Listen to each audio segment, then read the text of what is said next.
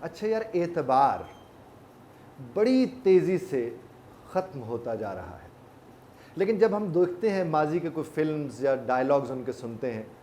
تو اس میں بھی ہمیں یہی سننے کو ملتا ہے، تاریخ کو پڑھتے ہیں اس میں بھی ہمیں یہ سننے کو ملتا ہے کہ اعتبار بڑا تیزی سے ختم ہو رہا ہے۔ اب پہلے جب اعتبار کسی پہ ختم ہوتا تھا یا کوئی آپ کو دھوکہ دیتا تھا تو اس کا نقصان اس کا بھی ہوتا تھا، لیکن اتنا زیادہ نہیں ہوتا تھا جتنا آج کے اس میڈیا کے دور میں ہو رہا ہے۔ آج آپ کو پتہ ہی نہیں آپ کس کے ساتھ بیٹھے کیا بات کر رہے ہو، وہ ویسا ریکارڈ کر رہے ہیں۔ آپ کا موبائل آپ نے مثلا کو بیٹھا ہوا ایسے صرف موبائل پکڑ کے بیٹھا ہوا ہے اور آپ کو ہلکا سا شک بھی ہو تو اس نے ہلکا سا یوں کرنا ہے، آپ کو تو نہیں پتا وہ کیا کر رہا تھا یا کیا کر رہی تھی۔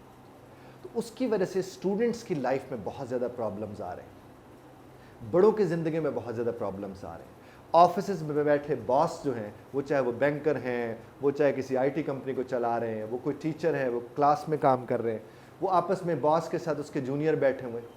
کوئی محفوظ نہیں رہا، کسی کا اعتبار ہی نہیں رہا، پتہ نہیں چلتا کوئی کب اٹھ کے کیا کر دے۔ اس کی وجہ یہ بنی کہ پہلے بھرم اور پردے کا دور ہوا کرتا تھا۔ رب کائنات ستار العیوب ہے، وہ عیبوں پہ پردہ ڈالنے والی ہستی ہے، یہ ان کی صفت ہے۔ آپ کو جب کسی کا عیب نظر آتا ہے اور آپ واقعی اس کی اصلاح میں دلچسپی رکھتے ہیں اور آپ کہتے ہیں کہ اس کو ٹھیک کریں، تو آپ کو اس کے ساتھ بیٹھ کے اسے ڈسکس کرنا چاہیے، کجا اس کے کہ آپ اس کی ریکارڈنگ کریں اور پوری دنیا کو بتائیں کہ اس کے اندر یہ ایپ پائے جاتے ہیں، اور آپ اسے کہیں یہ اویئرنیس ہم کریٹ کر رہے ہیں تاکہ لوگ ان سے بچ سکیں۔ صاحب لوگ اس سے بچتے کم ہیں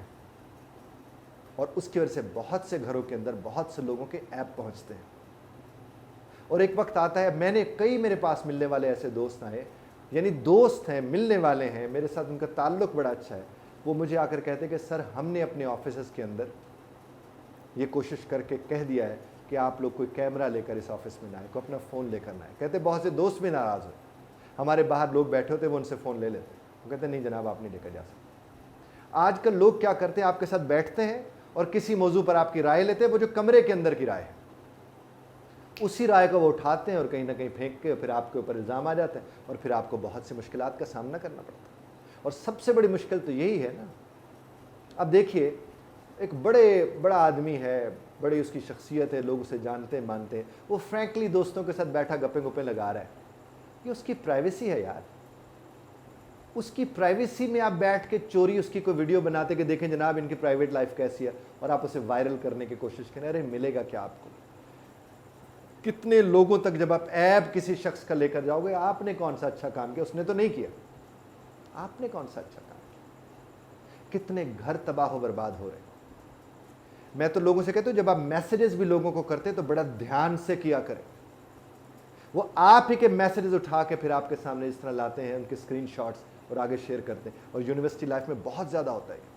کالج لائف میں، یونیورسٹی لائف میں، یعنی ایک لڑکے کو دوسرے لڑکے کے خلاف ایک دوست نے بھڑکایا، اس نے جو اس کے متعلق بولا اس نے وہ لیا، اس کی تصویریں کھینچی اور ٹھک کر کے اگلے کو بھیج دیا کہ تو جس کے ساتھ اتنا محبت احترام کا رشتہ رکھتے دیکھ تیرے متعلق وہ یہ کیا کہہ رہا ہے۔ اور وہ کیا کہتے ہیں، میں اسے بچا رہا ہوں، آپ اسے بچا نہیں رہے، آپ خود بھی غلط عمل کا حصہ بن رہے اور وہ بھی۔ ہاں آپ اس کے ساتھ بیٹھیں، وضاحت کریں، سمجھائیں اسے، اچھی چیز کا درس دیں، کجا اس کے کہ آپ 4 گھر خراب کر کے رکھیں۔ ابھی ریسنٹلی میں آپ کو بات ایک بتاؤں، ایک لڑکی جس کی شادی وادی ہو گئی، اس کے والدین اسے میرے پاس لے کر آئے اور وہ کہے کہ یہ پریشان ہے، شادی اس کی ہو گئی ہے، یہ بہت پریشان ہے، ہمیں کچھ بتاتی نہیں، اس سے اب بات کریں، یہ کیا مسئلہ ہے اس کا؟ میں نے خیر بیٹی سے بیٹھ کے بات کی، میں نے کہا بیٹا کیا مسئلہ ہے مجھے بتاؤ۔ وہ کہنے لگے کہ سر ہم سہیلیاں آپس میں گپ شپ لگاتی تھی اور اس گپ شپ میں ہم نے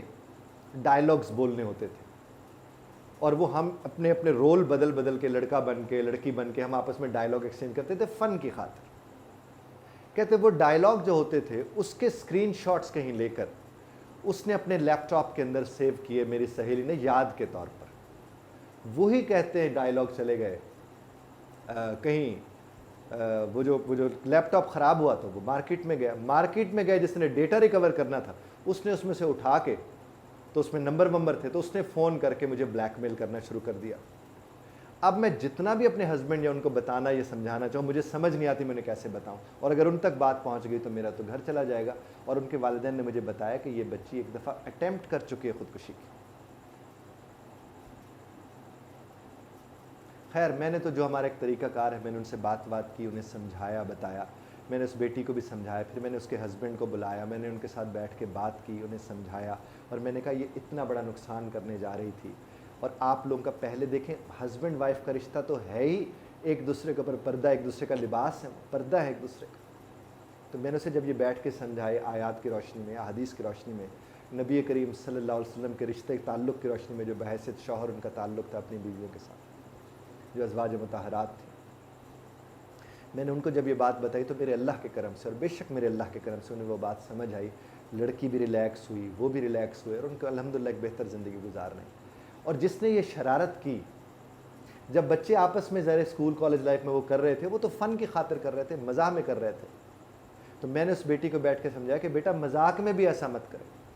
کوئی نہیں پتہ، دیکھیں نا اب کسی کو پتہ ہی نہیں ہے، کسی نے کہیں سے اٹھایا، اب وہ کوئی اسکرین شاٹ میں پتہ نہیں وہ کیسے نمبر گئے کیا گیا، اور جس نے بلیک میل کرنا تھا اس نے کیا، وہ تو شکر ہے کہ اب ہماری FIA وغیرہ یہ بہت ہائیلی ایکٹیو ہیں، اب قانون بھی بن چکے ہیں کہ کوئی آپ کو دھوکہ دیتا ہے تو اس کے اوپر آپ کارروائی کر سکتے ہیں. لیکن بدنامی مسئلہ ہوتا ہے، کارروائیاں تو ہوتی رہتی ہیں، بدنامی مسئلہ ہوتا ہے. تو پلیز یہ جو اعتبار کا تعلق ہے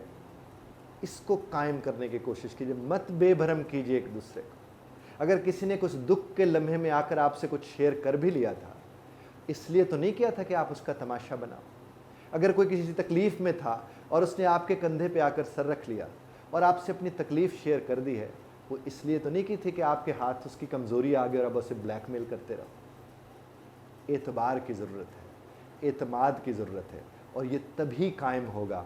جب آپ لوگوں کے عیب کو، میں یہ ہرگز نہیں کہہ رہا کہ لوگ گناہ کرنا شروع کریں، لیکن جس نے گناہ کیا یا غلط کیا اس کے ساتھ بیٹھ کے خیر خواہ اسے سمجھاتے ہیں، اس کا تماشا نہیں بناتے. اور اگر ایک بندے کے ساتھ آپ کو مسئلہ تھا، اس کا عیب جب اچھالنے گئے تو اس کے ساتھ ایک اور جڑا ہوا ہے، بے شک اس نے بھی غلط کیا، تو آپ نے اس کی بھیٹ اس کو بھی چڑھا دیا. پھر اس کے بعد یہ پردے کیوں نہیں رکھتے لوگ؟ زیادہ تر میں حسد ہوتا ہے، اور حسد اتنا تیزی سے بڑھ رہا ہے، کوئی تھوڑی سی ترقی کرنے لگے ہمیں سب سے زیادہ تکلیف یہ ہوتی ہے کہ وہ ترقی کر کیوں رہا ہے، اور ڈھونڈیں اس کا عیب،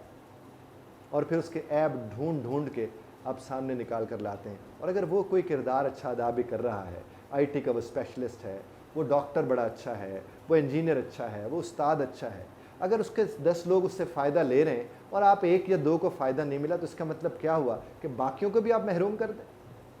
ارے مت کریں ایسا، مت کریں ایسا. اور میں والدین سے خاص طور پر کہوں گا کہ اپنے بچوں کو بھرم رکھنا سکھائیں. جو بھرم رکھتے ہیں، پردہ رکھتے ہیں، وہ بردبار لوگ ہوتے ہیں، وہ اچھے لوگ ہوتے ہیں، ان کے لفظوں میں تاثیر ہوتی ہے، وہ مدد کر سکتے ہیں. خدا آپ کو اور ہمیں پردہ رکھنے والا اور بھرم رکھنے والا بنائے. بہت شکریہ دھیان سے سننے کا. اختلاف رائے کا حق آپ محفوظ رکھتے ہیں، بذرت طرز اختلاف رائے کا خیال رکھیے.